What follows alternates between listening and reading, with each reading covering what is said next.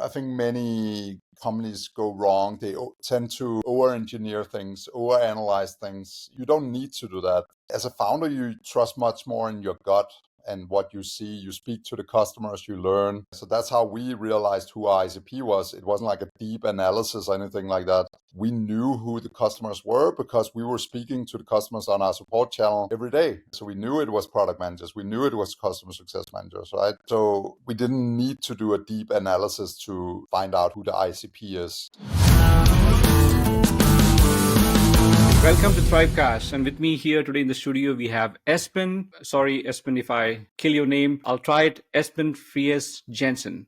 Am I doing good? Yeah, all right. So Esben, has been a CEO and a founder. So he and his co-founder Sebastian built Userflow, and this is an awesome tale of how both the founders built Userflow. They went from $0 in revenue to 4.6 million and getting to acquisition from Beamer. So Esben, welcome to Thrivecast. Thank you very much. Just a quick background about Esben, and maybe Esben can also talk a little about it. He's been a serial founder. He's been 2 times founder.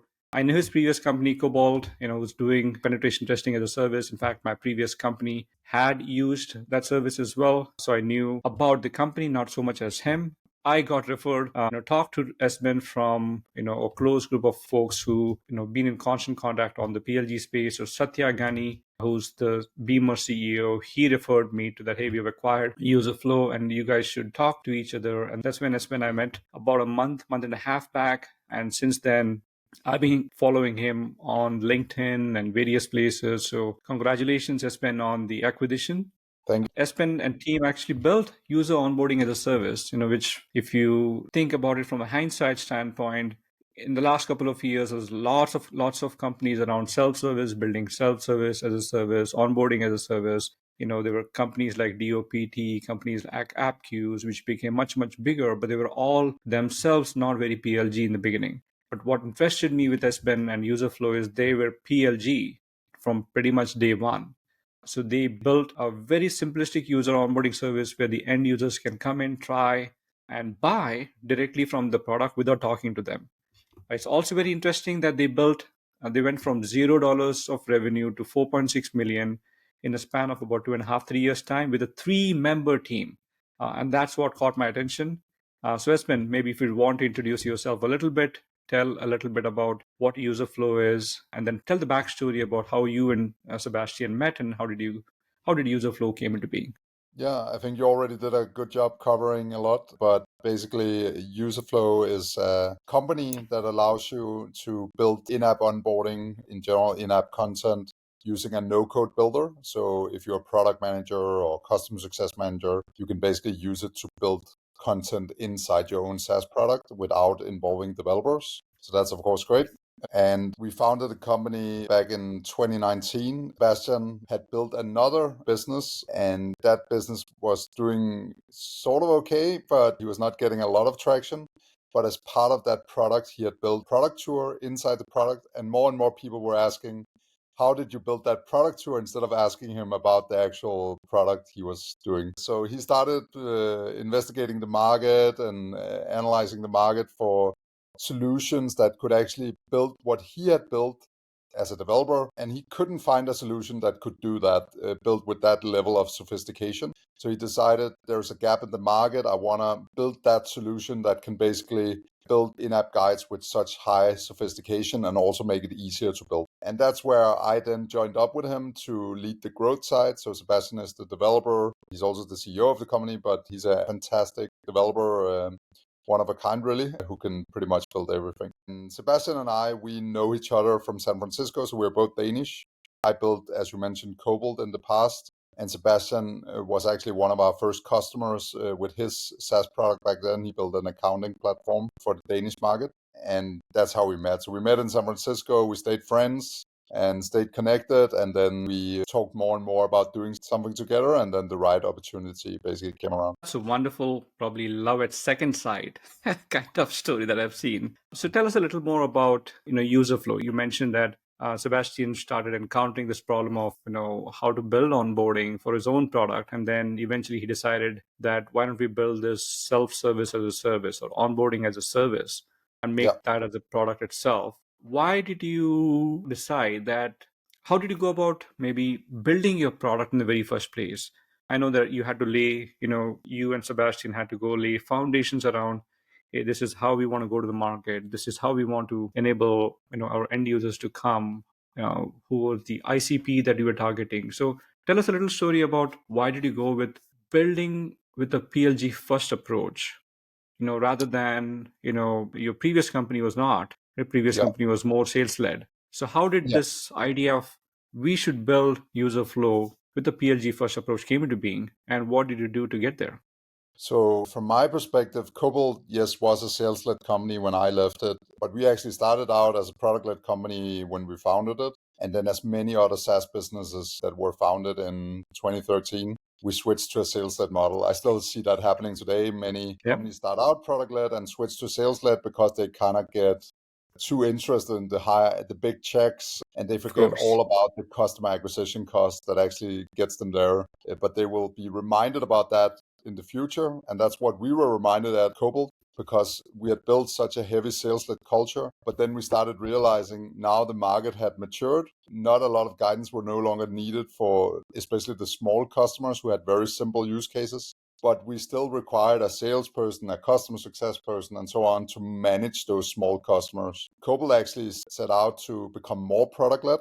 So they built a project to change towards being more product led, exactly to reduce the CAC and service costs for this smaller segment. Mm-hmm. So that was one learning I had, that product led is important. You shouldn't forget about those roots. So that was a big reason for why I wanted to build a product led business.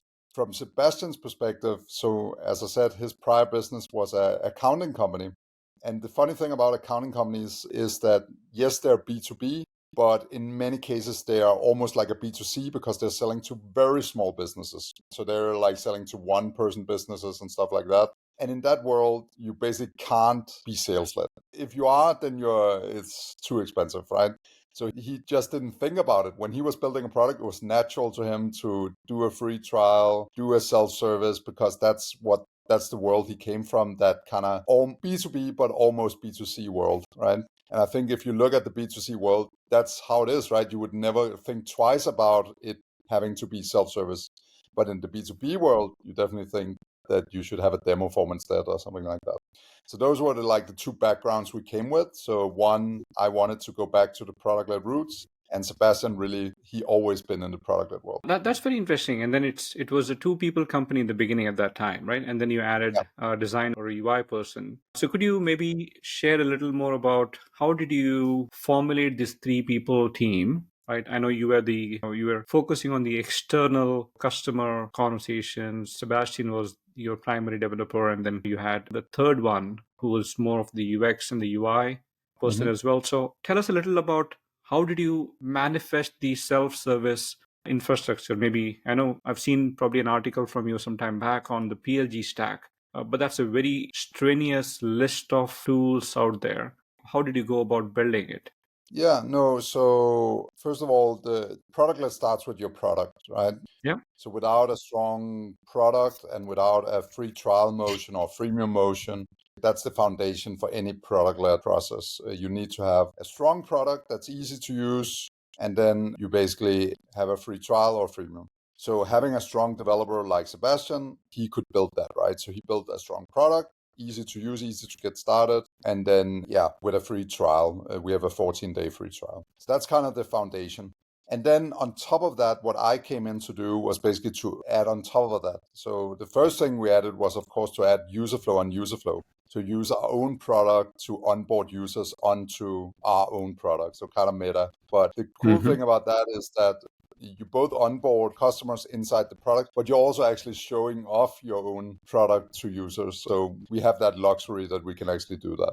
So that was the first thing we added. The second thing we added was email onboarding. So automated email onboarding, basically emails being sent from, we use Intercom for our support and email messaging. So we send like automated emails from Intercom.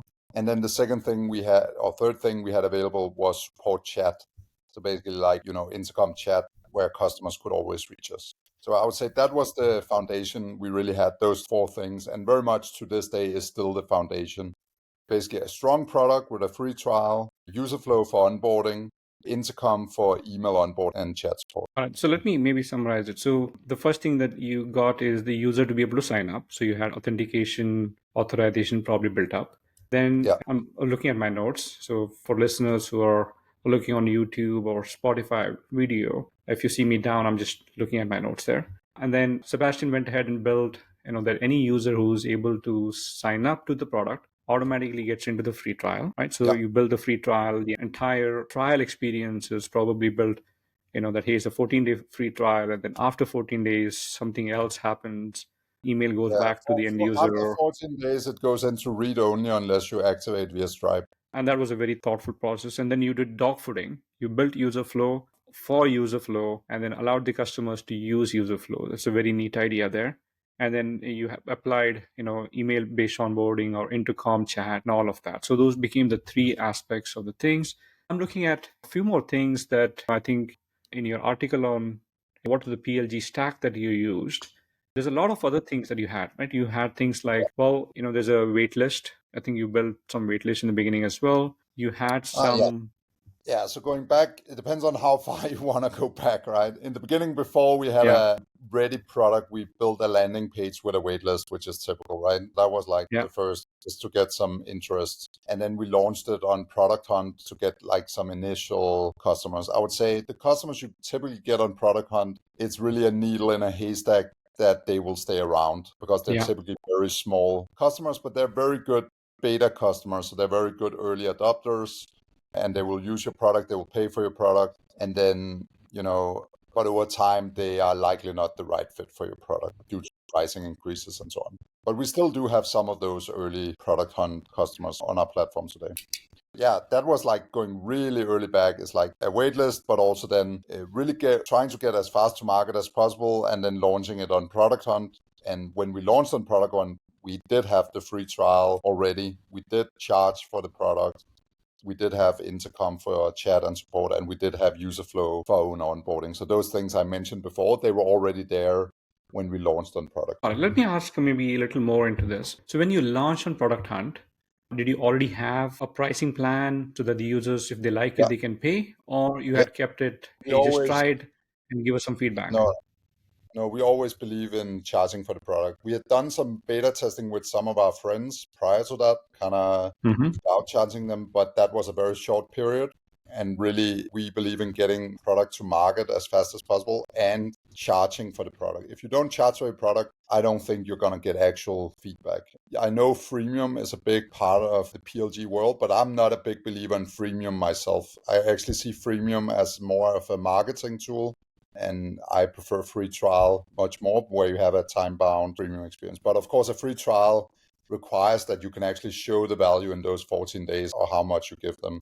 So there are definitely products where freemium might make sense, but if you can do a free trial, I would always prefer that. So yeah, we charged from day one. It was a lot less than what we're charging today, but we did charge. Got it. And so which means that you already created maybe subscription plans on Stripe and then associated all of that and in-app checkouts and all of that, right?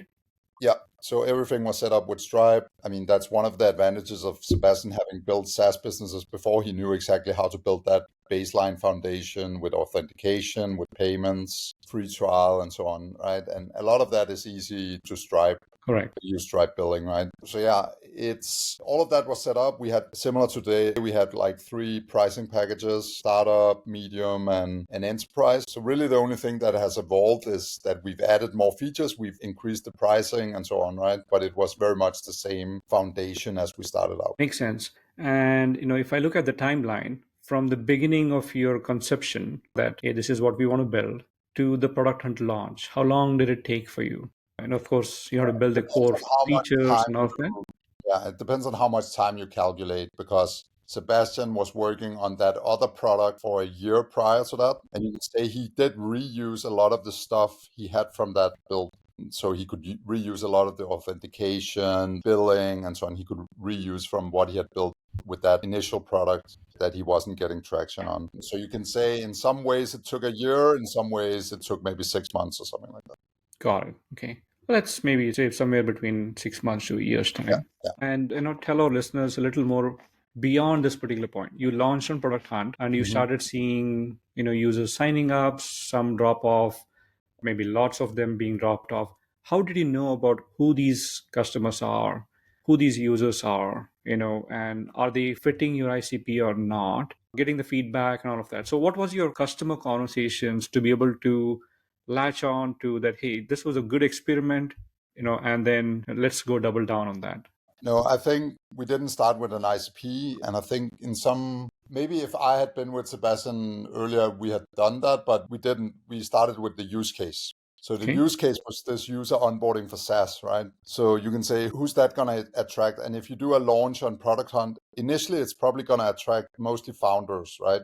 Who are also just small teams building themselves. So Sebastian was really building this product for himself, right? So you can say the ICP was him. Basically like somebody who wanted to not build this stuff themselves, but wanted a no-code solution for the same, right? So that was we started with a use case, and then you can say the first ICP was really founders of startups. But after the Product Hunt launch, and also after we started doing SEM really early, so doing ads.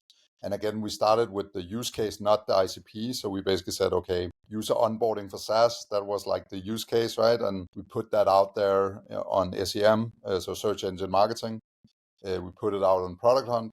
And then slowly, by basically sending the marketing of that use case, we started to see who the ICP was. And for us, it's basically a product manager or customer success manager at a SaaS B2B company. So a founder can also be good, but they're typically, if it's a founder, it's a small company, they won't be able to pay as much. That's why our ICP is product manager or customer success manager, because it's then a bit larger company that's basically able to pay more. All right, so you went from a founder to maybe slightly bigger, 5 to maybe 50 people company who have at least some of these departments already in the formations, if not completely there. Yeah, I think it's very natural for PLG companies to start small in the market, and then the longer they live, the more they go up market.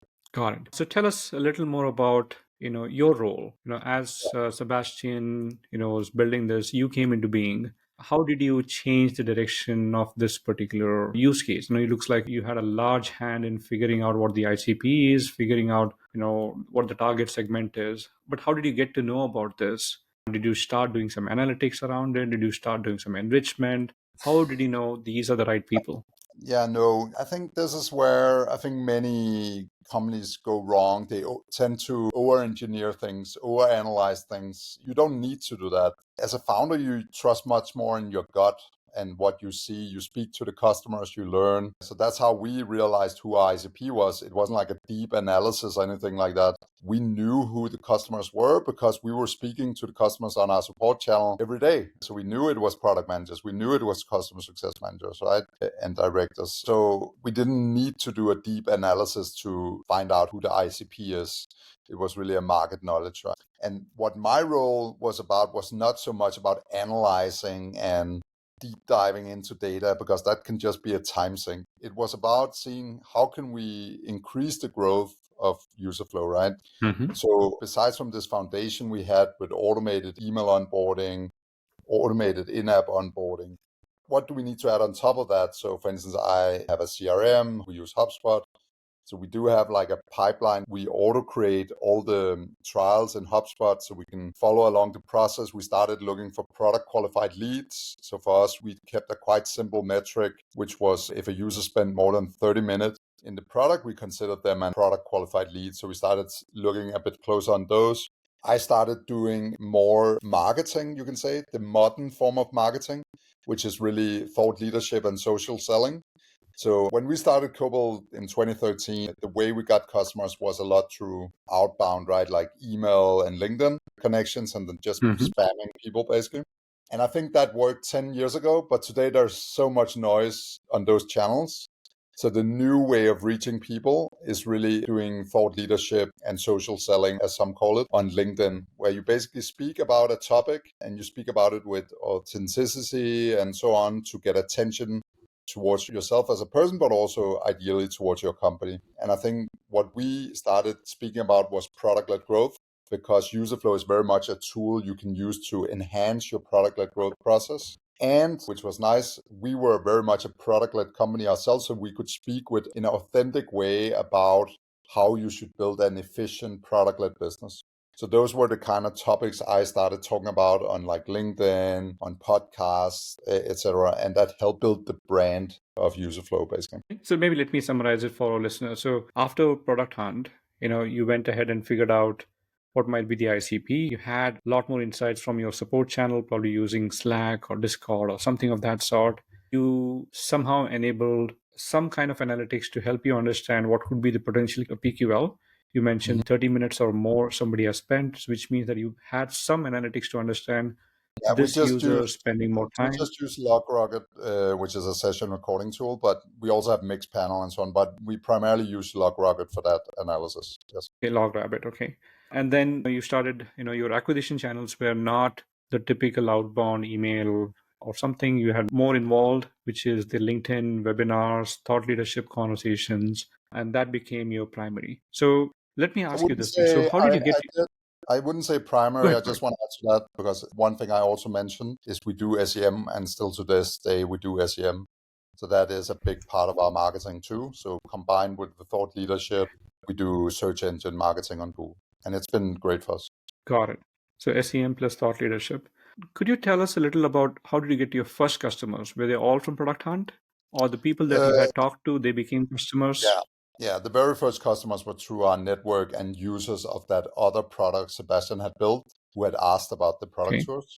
But then after that, yes, it was from Product Hunt, and then after that, it was from SEM, and then it's just started flowing word of mouth, branding we did, and yeah. So it's hard to measure word of mouth versus SEO and so on. So the only really measurable the main measurable channel we have is SEM. So we know we get a good chunk from that, but we also get a good chunk from like word of mouth, thought leadership, and SEO. got it. And if you may be open to reveal, how much did you spend on SEM? So it's been Building it, tracking it? it's been an increasing budget we've done over the years. So I'm not going to share the specific number we spend right now, but it's 5 figures and a That's month, big. That's basically good enough. 5 figures Yeah. a month. In the beginning, we started with 4 figures, just like maybe $1,000, something like that, really low. And then we just Yeah. increased our budget every month as we saw it working, basically. So you can start low and then go from there. Okay. Maybe two other pieces before we close out on this. The next one is about pricing. How did you figure out what should be the right pricing? Let me give you a little bit of context. So some of your competitors, did not have any transparent pricing at that time, right? You were probably one of the first ones to go out with very transparent pricing, and you had it on the Product Hunt on the day one launch as well, but you had it on your marketing website as well, right?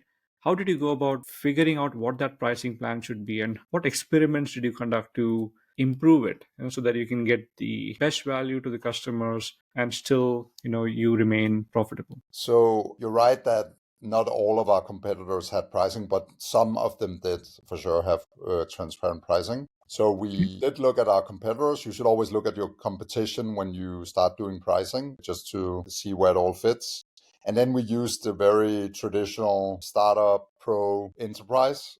Yeah. And that's kind of been our foundation. We've sometimes experimented with having 4 packages, but I think 3 packages is really that's the simple, easy model. So if you can get it down to 3 packages, that's great.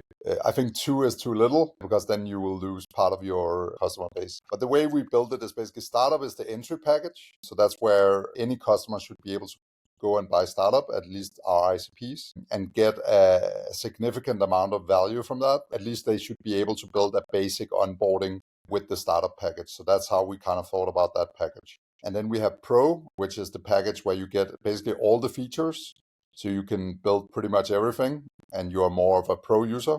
And then Enterprise is only if you need paperwork or security questionnaires. So one thing we've done as part of our product-led process is to make all our security policies available online. We also SOC 2 Type 2.